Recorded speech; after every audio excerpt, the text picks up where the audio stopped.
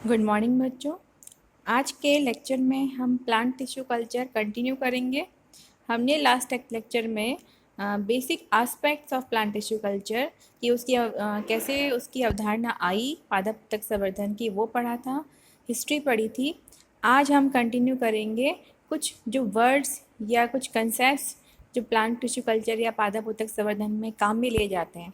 मतलब आप जब पादप उत्तक संवर्धन विधि काम में लेंगे तो कौन कौन से शब्द आपके दिमाग में आएंगे और कौन जिनका आप उपयोग करेंगे, तो उन शब्दों से हम आज परिचित होने जा रहे हैं। तो मैंने कुछ शब्द यहाँ सामने लिखे हैं जो कि हम पादप उत्तक संवर्धन में सामान्यतया काम में लेते हैं। पहला है एक्सप्लांट, जिसको हम कर्तोत्तक भी बोलते हैं। दूसरा है कल्चर मीडिया, उत्तक संवर्धन माध्यम। तीसरा है हॉर्मोन्स, हॉर्मोन्स आप जानते हैं प्लांट ग्रोथ रेगुलेटर्स होते हैं। स्टरलाइजेशन, निर्जमीकरण। देन कैलस, कैलस होता है आगे आपको बताएंगे क्या होता है। ये होता है अविभेदित कोशिकाओं का समूह। एंड सब कल्चरिंग।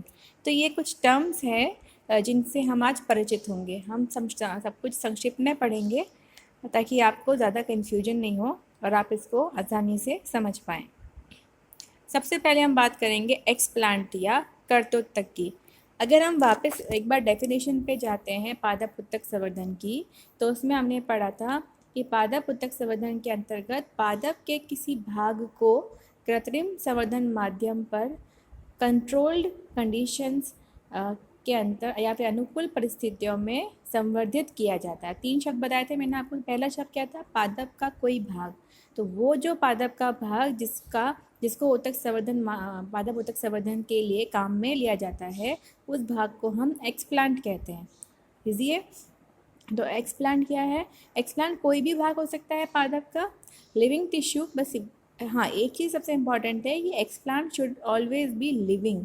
यह हमेशा जीवित भाग होना चाहिए। पादप के किसी मृत भाग को, जैसे कि अगर हम बोलेंगे कि अब वेसल सेल्स को जो कि मृत होती हैं, तो इनको यदि आप एज एक्सप्लांट काम में लेंगे तो इससे पादप उत्तक संवर्धन नहीं हो पाएगा।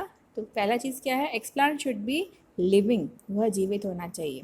देन यह कुछ भी हो सकता है, लीफ हो सकता है, रूट हो सकता है, शूट हो सकता है, फ्लावर हो सकता है।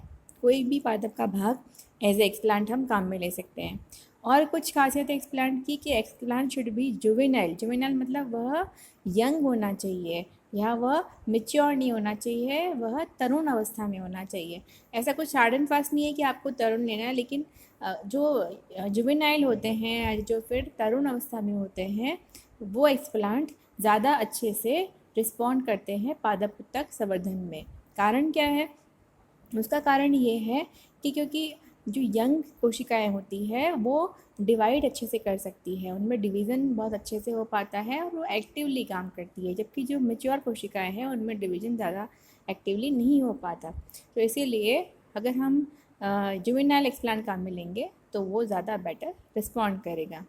तीसरी चीज़ और है कि पहला क्या हो गया, हमने बोला कि एक्सप्लांट क्या होना चाहिए? जुवेनाइल होना चाहिए। दूसरा है जीवित होना चाहिए। तीसरा हम क्या बोलेंगे कि वह डिजीज़ फ्री होना चाहिए। हम जिस पादप से हमारा एक्सप्लांट ले रहे हैं उस पादप पे ऑलरेडी कोई रोगाणु नहीं लगा होना चाहिए, क्योंकि अगर उस पादप पे रोगाणु है तो एक्सप्लांट भी रोगाणु युक्त होगा और वही रोगाणु फिर हमारे पादप उत्तक संवर्धन माध्यम में भी आ जाएगा और हमारा पादप उत्तक संवर्धन नहीं हो पाएगा।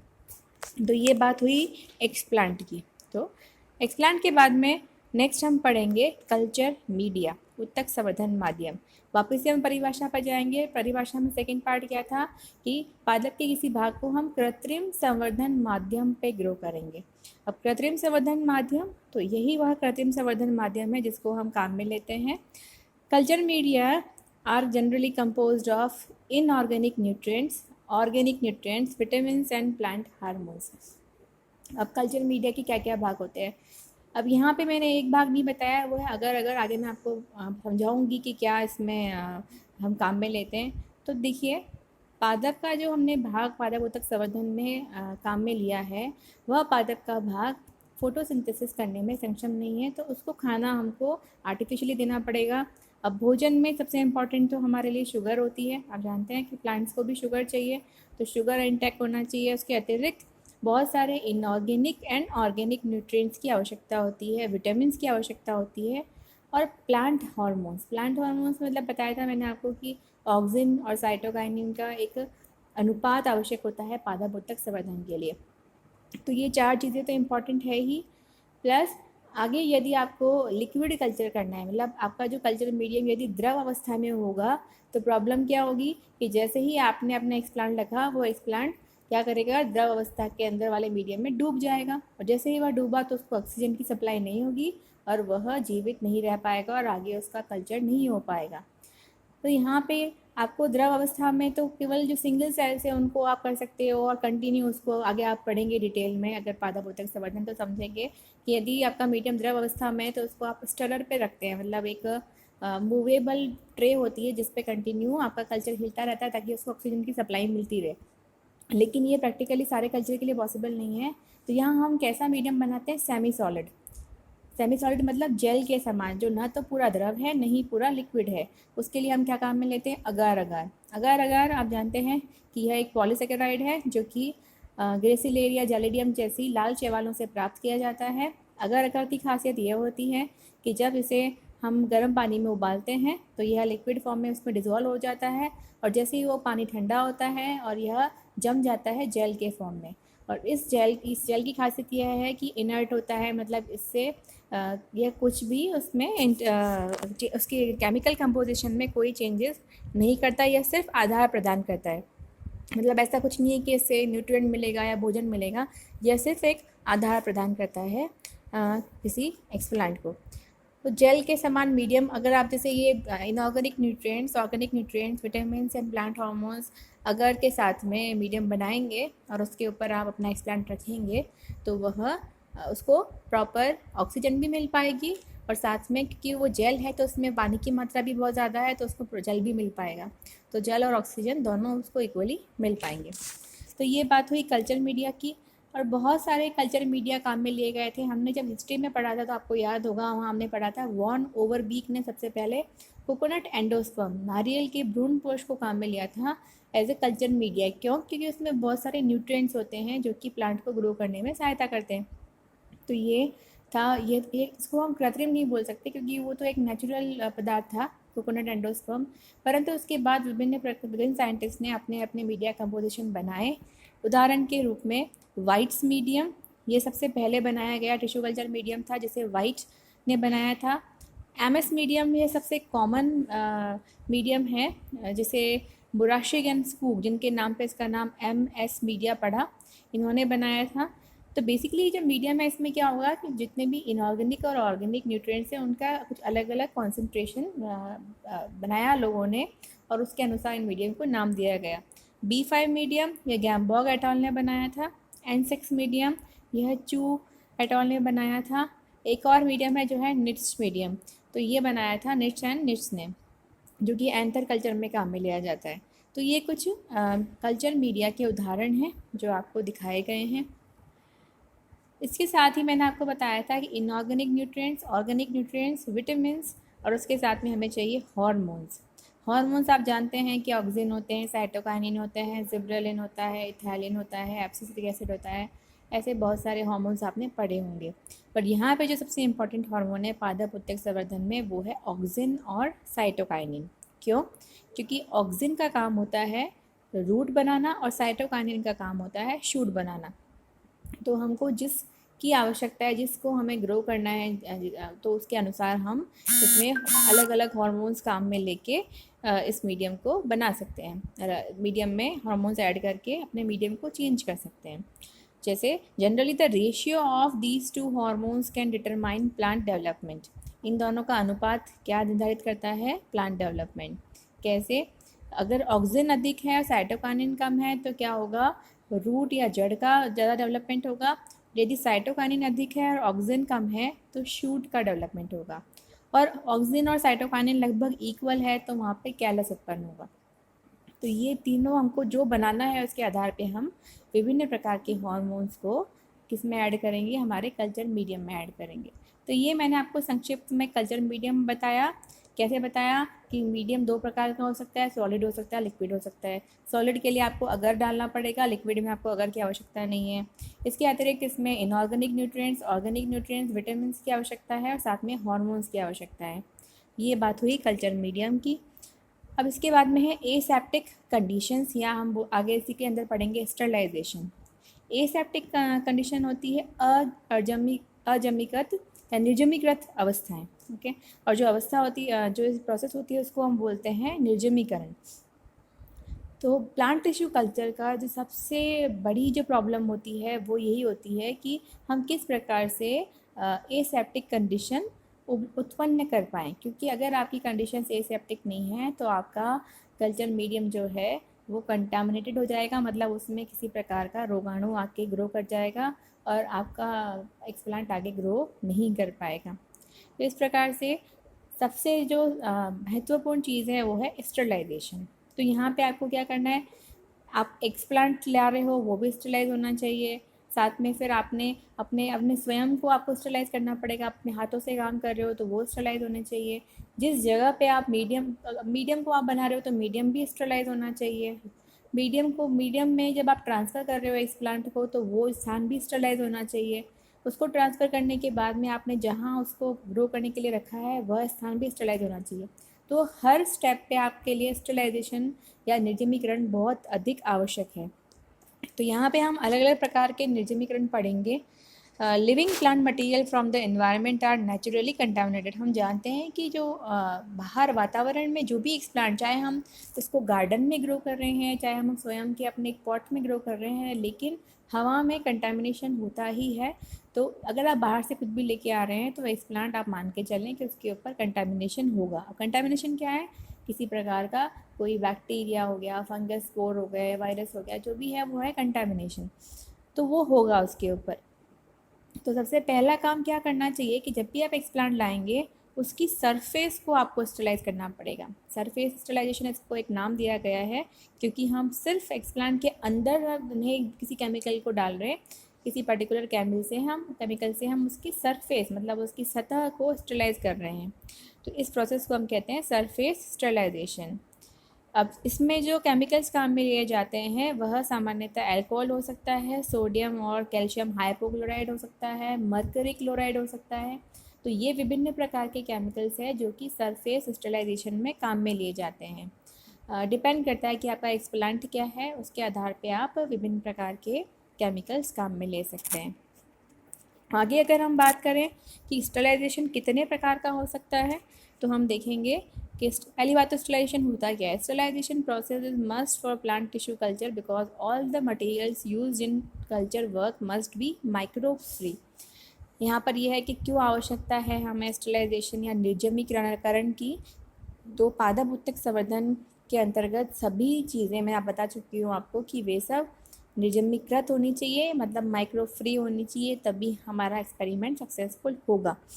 अब यहाँ पे है कि बहुत सारे स्टरलाइजेशन की टेक्निक्स होती है, तो उन्हीं को बताया गया है। सभी तकनीकों को 6 मेन भागों में बांटा गया है। पहला है ड्राई हीट स्टरलाइजेशन। ड्राई मतलब सूक्ष्म, हीट मतलब ऊष्मा, स्टरलाइजेशन मतलब निर्जमीकरण। अब जो बोलते हैं हम कि ये इस प्रकार का ड्राई हीट स्टरलाइजेशन कहाँ होता है, तो ये हम देखते हैं कि सनलाइट, आप देख रहे हैं सूर्य से जो ऊष्मा हमको प्राप्त हो रही है वह क्या होगी, ड्राई हीट ही होगी।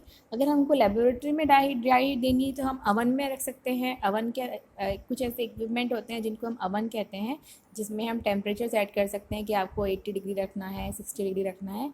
उसके अंदर आप अपना जो भी सामान रखना है उसे आप स्टरलाइज कर सकते हैं। तो सामान्यतः जितने भी ग्लास फेयर्स होते हैं, जैसे टेस्ट ट्यूब्स हैं या जो भी फ्लास्क बीकर आप काम में ले रहे हैं, जिनको ऊष्मा में रखने से कुछ हानि नहीं हो रही है, उन्हें आप ड्राई हीट द्वारा स्टरलाइज कर सकते हैं। दूसरा है वेट हीट स्टरलाइजेशन।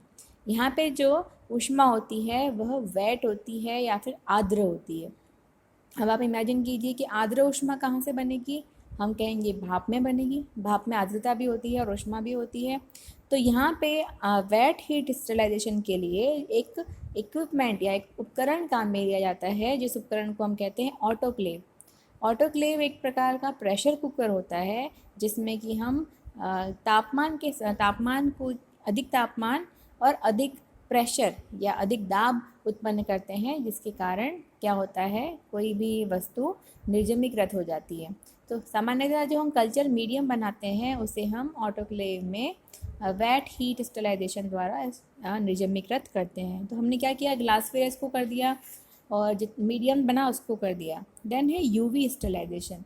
यूवी मतलब ultraviolet rays. Ultraviolet rays जो होती हैं, यह अगर किसी रोगाणु पे पड़ती हैं तो यह उसका म्यूटेशन करके और उसकी डेथ हो जाती है और जीवित नहीं रहता।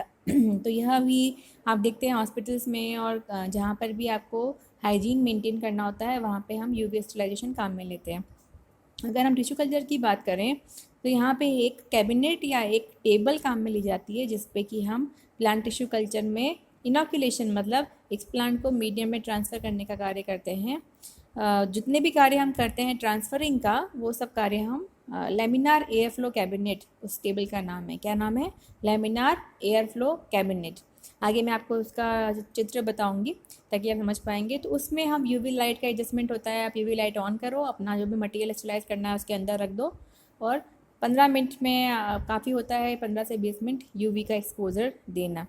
देन है फिल्टर स्टरलाइजेशन। फिल्टर मतलब छानना। और जैसे आप देख रहे हैं हार्मोन्स है, हार्मोन्स को यदि आप गर्म करेंगे तो वो डिग्रेड हो जाएंगे और वो काम उतना वैसे काम नहीं कर पाएंगे और उनकी केमिकल क्वालिटीज़ चेंज हो जाएगी। तो ऐसे केमिकल जो कि हीट करने से डिग्रेड हो जाते हैं उन्हें हम फिल्टर स्टरलाइजेशन द्वारा निर्जमीकृत कर सकते हैं। देन है फ्लेम स्टरलाइजेशन। फ्लेम आप जानते हैं, फ्लेम का मतलब आग होता है। तो कई बार क्या होता है कि हम बर्नर को जला के, जैसे हमारा फॉर्सेप जो चिमटी हम काम में ले रहे हैं, कैंची काम में ले रहे हैं, तो जो उसका सिरा है जिसे हम काम में लेंगे तो उसको वापस से हम फ्लेम में थोड़ा सा हीट गर्म करके ठंडा करके फिर काम में ले लेंगे, ताकि अगर कुछ गलती से भी उसके ऊपर कुछ रोगाणु रह गए हों तो वो भी नष्ट हो जाएं। तो ये हो गया फ्लेम स्टरलाइजेशन। सरफेस स्टरलाइजेशन मैं बता चुकी हूँ आपको कि एक्सप्लांट को जब हम नेचर से लाते हैं तो उस पर बहुत सारे रोगाणु होते हैं। उन रोगाणुओं को नष्ट करने के लिए उन्हें विभिन्न केमिकल्स में डाला जाता है, उनको वॉश किया जाता है। वो केमिकल सोडियम कैल्शियम हाइपोक्लोराइड या अल्कोहल या मर्करी क्लोराइड कुछ भी हो सकता है, उसे हम कहते हैं सरफेस स्टरलाइजेशन। ओके, तो ये बात हुई स्टरलाइजेशन की। अब इसमें मैंने आपको बताया था कि एक ऐसी टेबल होती है जिस पे हम ये सारा कार्य करते हैं। ये टेबल आपके डिपार्टमेंट में अवेलेबल भी हैं, आप देख भी पाएंगे इसे। इसे हम कहते हैं लेमिनार एयर फ्लो कैबिनेट। अब देखिए, एक बार आपसे ध्यान से देखिए, यह एक टेबल के समान संरचना है। यहाँ जो नीचे आपको ये स्थान दिख रहा है, यहाँ पे हम अपना कार्य करते हैं, यहाँ पे हम बैठ के कार्य करते हैं। आगे इसमें ग्लास है, यहाँ ऊपर एक यूवी लैम्प भी लगा हुआ है। तो आपको जो भी मटेरियल स्टरलाइज करना है तो पहले आप इसमें रख देंगे, यूवी लाइट ऑन कर देंगे और वो स्टरलाइज हो जाएगा। उसके बाद इस कांच को खोलेंगे और इसको ऑन कर देंगे। इसको ऑन करते ही क्या होगा, हवा इस पीछे जो आपको यहाँ पे जालीनुमा संरचना दिख रही है, इससे हवा आपके फेस पे मतलब बाहर की तरफ आएगी। ये जो यहाँ पे हवा फेंकने वाले ब्लोअर्स हैं, यहाँ से हवा फिल्टर होके आती है, समझ रहे हैं, हवा पीछे से फिल्टर होके यहाँ से होके बाहर निकलती है, जो कि अंदर से बाहर की ओर आती है। इसे हम कहते हैं, जिन फिल्टर से यह हवा प्योरीफाई होती है उसे हम कहते हैं हैपा फिल्टर। हैपा का मतलब होता है हाई एफिशिएंसी पार्टिकुलेट एयर। ये आपको याद करना पड़ेगा। इसका जो डायामीटर होता है लगभग 0.1 एंगस्ट्रम के आसपास, 0.1 माइक्रोन के आसपास होता है। इसे हम कहते हैं हैपा फिल्टर। तो हैपा फिल्टर भी खासियत है लेमिनार एयर फ्लो कैबिनेट के। तो इससे क्या होगा कि जो बाहर से दूषित हवा अंदर नहीं जा पाएगी, क्योंकि हवा का प्रेशर कहाँ है, अंदर से बाहर की ओर, और जो हवा अंदर रहेगी वो हमेशा प्योर रहेगी, क्योंकि हैपा फिल्टर हवा को प्योर करके भेज रहा है। तो इस प्रकार से ये सबसे इम्पॉर्टेंट चीज़ होती है प्लांट टिश्यू कल्चर में, क्योंकि यह एसेप्टिक एनवायरनमेंट क्रिएट करती है। ठीक है बेटा, तो ये हो गया laminar air flow cabinet. Next जो मैंने आपको बात की थी वेट हीट स्टरलाइजेशन, उसमें जो हम इक्विपमेंट काम में लेते हैं उसे हम कहते हैं ऑटोक्लेव। ऑटोक्लेव आप देख पा रहे हैं डायग्राम में, एक प्रेशर कुकर के समान होता है, बड़ा सा प्रेशर कुकर मान लीजिए। यहाँ पे ऊपर एक प्रेशर गेज लगा हुआ है जो कि हमको प्रेशर दिखाता है। यहाँ पे हम सामान्यतः कितना प्रेशर क्रिएट करते हैं, लगभग 21 LBS के आसपास इसका 121 डिग्री इसका जो तापमान होना चाहिए। और यहाँ पे आपको प्रेशर क्रिएट यहाँ पे दिख जाएगा क्या प्रेशर हो रहा है, और आपको लगभग 15 मिनट के लिए करना है। 15 LBS के आसपास इसका प्रेशर रहेगा और आप उसको 15 मिनट के लिए ऑटोक्लेव करेंगे किसी मीडियम को। उसके बाद में आप यहाँ पे सेफ्टी वॉल देखते थे, कुकर में होता है ना सेफ्टी वॉल की, अगर इन केस किसी रीज़न से वेपर बाहर नहीं निकल पा रही है तो वो यहाँ से रिलीज़ हो जाएगी। तो ये बात हुई ऑटोक्लेव की, जो कि आप किसके लिए काम में लेते हैं, मीडियम को स्टरलाइज करने के लिए। मैंने आपको बताया था कि हमें एसेप्टिक कंडीशन वहाँ पे भी रखनी पड़ेगी जहाँ पे हम हमारा मीडियम जो भी हम कल्चर, जैसे मैंने बोला कि लेमिनार पे आपने एक्सप्लांट को किसमें अपने मीडियम पे प्लेस कर दिया, उसको डालने के बाद में आपको उसको किसी सेफ जगह पर रखना पड़ेगा ताकि वहाँ पे भी उसको कंटामिनेशन नहीं हो। तो वो जो सेफ प्लेस होता है वो होता है कल्चर रूम। कल्चर रूम में वे अनुकूल परिस्थितियाँ उत्पन्न की जाती हैं जहाँ पे हमारा एक्सप्लांट इजीली ग्रो करता है और हमारा कल्चर ग्रो करता है। अब कंडीशंस क्या क्या चाहिए, लाइट, आर्द्रता और साथ में टेम्परेचर। लाइट के लिए हम ट्यूबलाइट्स टाइम, जैसे फोटो पीरियड आपने पढ़ा होगा कि दीप्तकालिता होती है, कि उसमें आपको अगर 12 घंटे ऑन रखना है लाइट, या फिर डिपेंड करता है कि प्लांट कौन सा है, उसके आधार पे आप लाइट स्विच ऑन और स्विच ऑफ करेंगे ताकि उसको लाइट मिल पाए। दूसरा है तापमान। तापमान के लिए आप एयर कंडीशनर्स लगा देते हैं, तो जितना तापमान वहाँ मेंटेन करना है आप कर सकते हैं। देन है आर्द्रता। तो आर्द्रता के लिए भी आप ह्यूमिडिफायर यूज़ कर सकते हैं ताकि ये तीनों कंडीशंस आप अनुकूल परिस्थितियाँ उस कल्चर को दे पाएँ। तो ये बात हुई कल्चर रूम की। ये सेपरेट होते हैं, अलग से बनाए हुए रूम होते हैं जिसमें कंटामिनेशन नहीं होता।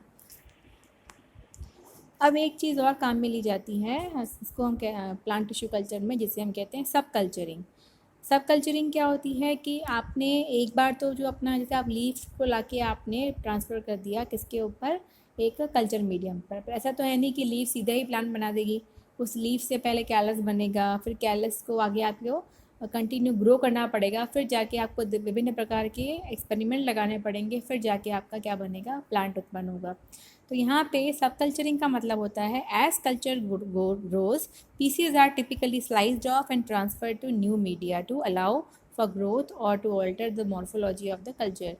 This process is called sub culturing. यहाँ पे ये बताया गया है कि जैसे जैसे कल्चर हमारा ग्रो करता है तो उसको खाने की आवश्यकता होती है, क्योंकि जो मीडियम है वो तो समाप्त हो जाएगा, और उसके बाद में फिर उसको थोड़ा सा उसमें से कुछ पीस निकाल के वापस नए मीडियम पे उसको ट्रांसफ़र किया जाता है। तो इस प्रकार से जो प्रोसेस होती है उसे हम कहते हैं सब कल्चरिंग। तो ये भी एक इम्पॉर्टेंट प्रोसेस है पादप उत्तक संवर्धन की। देन है कैलस। कैलस का मैंने यहाँ पे आपको एक चित्र दिखाया है, यहाँ पे आप देख रहे हैं बिल्कुल दाने के समान संरचना दिख रही है और कैलस से एक प्लांट निकलता हुआ भी दिख रहा है आपको। तो callus is undifferentiated mass of parenchymatous cell. तो अविभेदित मृदुत्व कोशिकाओं का समूह क्या कहलाता है, कैलस कहलाता है। सिंपल सी परिभाषा है इसकी। यहाँ पे मैंने आपको बताया कि जो आपको ध्यान है, मैंने लास्ट लेक्चर में बताया था कि डिफ्रेंसिएशन या क्या होता है, डी डिफ्रेंसिएशन क्या होता है और री डिफ्रेंशिएशन क्या होता है, अविभेदन और पुनः विभेदन। तो यहाँ आप देख रहे हैं कि एक छोटी सी पत्ती का टुकड़ा हमने एज प्लांट काम में लिया था, उससे हमें कैलस प्राप्त हुआ था। ये कैलस बना हुआ है यहाँ पे। ये कैलस जब बना तो इस प्रक्रिया को हमने कहा अविभेदन या डी डिफ्रेंसिएशन। इस कैलस को जब वापस हमने विभिन्न प्रकार के हार्मोनल कॉम्बिनेशन पे एक्सपेरिमेंट किया और ट्राई किए तो हमने देखा कि कैलस से पुनः शूट निकलने शुरू हो गए। आपको दिख रहे हैं ग्रीन ग्रीन कलर के, क्योंकि ये मोनोकोट है एक तरीका। तो यहाँ पे आप ग्रास लाइक स्ट्रक्चर देख रहे हैं। तो ये हो गया पुनः री डिफ्रेंसिएशन हो गया। यहाँ पे प्रूफ कि किस प्रकार से टिश्यू कल्चर में डी डिफ्रेंसिएशन होता है और री डिफ्रेंसिएशन होता है। ये बात हुई कैलस की। तो ये कुछ मुख्य शब्द हैं जो कि हम काम में लेते हैं पादप उत्तक संवर्धन में। आगे अगर हम देखें कि इसकी तकनीक क्या होती है, ये बहुत इंपॉर्टेंट है। सबसे पहला स्टेप आप देख रहे हैं, ये बहुत एक सरल सा फ्लो चार्ट है, आप सिर्फ इसे याद कर लेंगे तो सफिशिएंट है कि what is technique of plant tissue culture.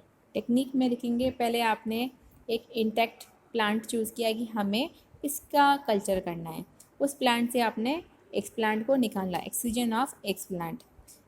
फिर आपने क्या किया, उस एक्सप्लांट की ट्रिमिंग की। जैसे अगर आप वहाँ से पूरी पत्ती ले आए तो उस पत्ती की कटिंग करनी पड़ेगी, कि पूरी पत्ती तो आप फ्लास्क में रख नहीं सकते, तो उसकी आपने कटिंग करी, ट्रिमिंग करी। या पुष्प लेकर आए हैं तो अगर आपको एंथर कल्चर करना है तो आपने एंथर उससे रिमूव किए।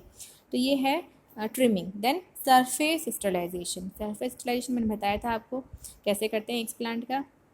और इसी के साथ में ये जो प्रोसेसेस हैं ये साथ में चल रही है कि आपने सरफेस को स्टरलाइज किया, और जो अपने ग्लासवेयर्स थे वो भी साफ़ होने चाहिए। आपने उसको ओवन में रख के बिल्कुल क्लीन ग्लासवेयर्स काम में लिए। एक्सप्लांट को आपने सरफेस स्टरलाइज करने के बाद में 2-3 बार और धोया। फिर कल्चर मीडियम को भी आपने ऑटोक्लेव में स्टरलाइज किया। हमको क्या क्या चीज़ें चाहिए, एक तो कल्चर मीडियम चाहिए जिसे हमने ऑटोक्लेव में स्टरलाइज किया, हमको ग्लासवेयर्स चाहिए जिसे हमने ओवन में स्टरलाइज किया, और उसके अतिरिक्त हमको एक्सप्लांट चाहिए जिसको हमने सरफेस स्टरलाइज किया। तो ये सब चीज़ें हमने निर्जमीकृत करने के बाद में क्या किया, लेमिनार एयरफ्लो कैबिनेट में inoculation of explant in culture medium under aseptic condition, जो यहाँ लिखा हुआ ना एसेप्टिक कंडीशन, इसका मतलब है कि लेमिनार एयरफ्लो कैबिनेट के अंदर हमने ये काम किया। इंक्यूबेशन, इनोकुलेशन का मतलब क्या होता है बेटा, सिंपल सी चीज़ है कि किसी चीज़ को यहाँ से उठा के वहाँ पे रखना। तो यहाँ पे हमने क्या किया, अगर लीफ के टुकड़े को लेके हमने कल्चर मीडियम के ऊपर रखा, ये प्रोसेस क्या कहलाती है, इनोकुलेशन। कहने को ये बहुत सरल प्रोसेस है लेकिन इसमें बहुत ज़्यादा सावधानी रखनी पड़ती है, क्योंकि हमको मैंने बताया था सबसे इम्पोर्टेंट चीज़ क्या है, एसेप्टिक कंडीशंस। आपके हाथ, आपके नाखून कुछ भी कंटामिनेशन लेके आ सकते हैं, तो हर चीज़ का आपको ध्यान रखना पड़ता है। देन है incubation under suitable conditions for proper culture. जब एक बार एक्सप्लांट आपका ट्रांसफ़र हो गया तो उसके बाद में उसे हम एक सूटेबल कंडीशन में रखेंगे। मैंने आपको बताया था चित्र किसका, कल्चर रूम का, जहाँ पे हम आर्द्रता, तापमान और साथ में ही उसका लाइट, तीनों को हम कंट्रोल कर सकते हैं। और जब एक बार आपका कल्चर ग्रो कर गया तो उसके बाद हमको किसकी आवश्यकता होती है, सब culturing for obtaining desired results, कि हमको उसकी सब कल्चरिंग करने की भी आवश्यकता होती है। और प्लांटलेट ट्रांसफ़र, उसके बाद में जब सब कल्चरिंग हो गई है और हम प्लांटलेट उत्पन्न हो गई है तो प्लांटलेट्स को कल्चर से हम बाहर की ओर ट्रांसफ़र करते हैं। तो आगे हम पढ़ेंगे कि ग्रीन हाउस क्या होता है, वहाँ पे हम इसे ट्रांसफ़र करते हैं। तो ये है 1 से लेके 11, अगर हम देखें तो नॉर्मली लगभग 11 ये स्टेप्स है जो हम काम में लेते हैं, किसमें, पादप उत्तक संवर्धन में। तो ये आपको अच्छे से ध्यान रखने हैं और इनकी क्रमबद्धता को भी ध्यान में रखना है। तो ये बात हुई टेक्निक की। टाइप्स की बात करें कि पादप उत्तक संवर्धन के बहुत सारे टाइप्स होते हैं। ये डिपेंड करता है कि आपने जो एक्सप्लांट लिया है वो कौन सा लिया है। जैसे यदि आपने एक्सप्लांट सीड लिया है तो उसे हम कहेंगे सीड कल्चर।